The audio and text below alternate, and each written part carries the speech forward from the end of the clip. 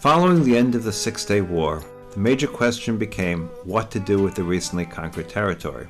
The Israeli government at the time was only interested in holding the old city of Jerusalem and hoped that the newly acquired land could be traded for peace. Sadly, that hope was dashed when in September 1967, the Arab League, which met in Khartoum, issued a statement that became known as the Three No's of Khartoum: no peace, no recognition, and no negotiations with Israel.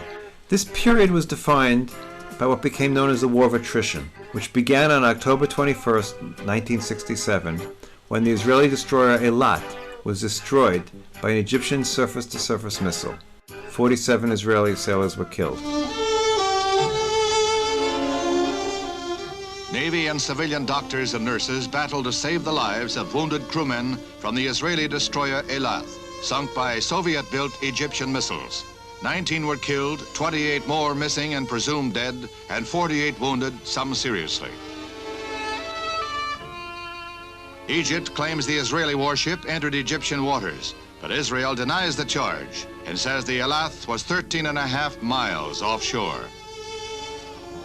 5 of the dead are buried in a mass funeral in the port city of Haifa. High Israeli officials attend along with 10,000 mourners.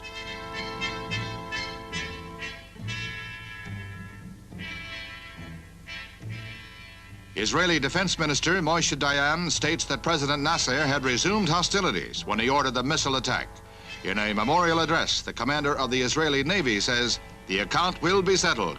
The blood of our comrades will not be forgotten." Israel retaliated by destroying the Egyptian refineries along the Suez Canal. 80% of Egypt's oil-producing capacity goes up in flames after a 3-hour artillery exchange with Israel across the Suez Canal. Both nations accuse each other of starting the incident. Flames could be seen 40 miles away.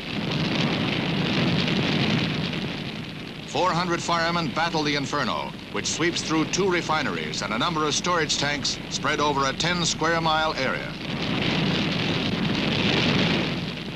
11 are killed, 92 wounded.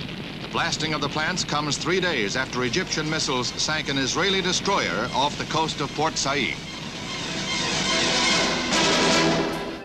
The War of Attrition lasted for almost 3 years, until August 1970. During the war, in April 1969, Golda Meir became Israel's first and only woman prime minister, being selected after the death of Prime Minister Levi Eshkol.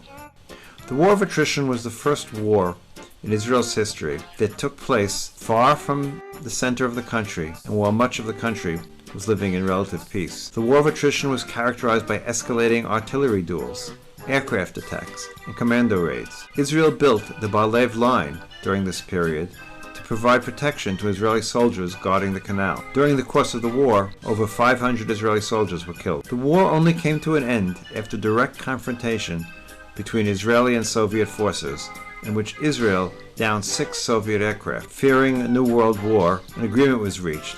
The agreement called for the Egyptians to refrain from moving any new surface-to-air missiles closer to the Suez Canal. Within weeks of the signing of the agreement in August of 1970, the Egyptians violated that agreement. In the midst of the war, Israel carried off one of its most audacious actions, liberating from France 5 Dabur ships that it had ordered and paid for. The French, however, were blocking it as part of their arms embargo against Israel. Israeli sailors managed to sneak the ships out of port and sail them to Israel, against the will of the French. The period was also marked by terrorism, both inside and outside Israel. Formed in 1963, the Palestinian Liberation Organization, PLO, whose stated goal was to wipe Israel off the map, began implementing terror attacks. When they failed to create a base of operations in the West Bank, the PLO turned to international terrorism. The PLO hijacked an El Al plane in 1968.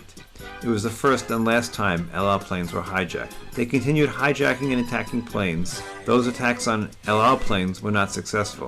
In 1970, they hijacked planes of 3 different nations to Jordan. In May of 1972, members of the Japanese Red Army, working in coordination with the PLA, killed 26 people in the Ben Gurion Arrival Hall. Then in 1972, the PLO launched an attack at the Munich Olympics, in which 11 Israeli athletes were killed in front of the world. International terrorism had clearly reached the world stage, and the Israelis were more often than not victims of the terror.